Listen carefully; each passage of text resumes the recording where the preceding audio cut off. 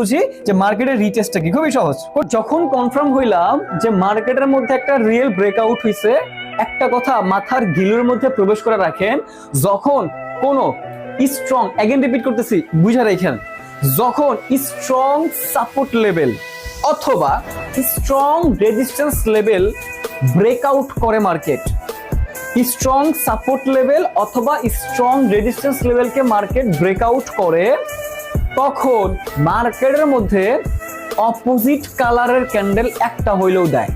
ধরেন এইটা কি একটা স্ট্রং লেভেল ছিল, স্ট্রং রেজিস্ট্যান্স লেভেলটাকে মার্কেট ব্রেকআউট করছে, ব্রেকআউট করার ফলে মার্কেটের নলেজ অনুযায়ী কি অপোজিট কালারের ক্যান্ডেল আসবে, এরকম ভাবে আসছে ভাইয়া।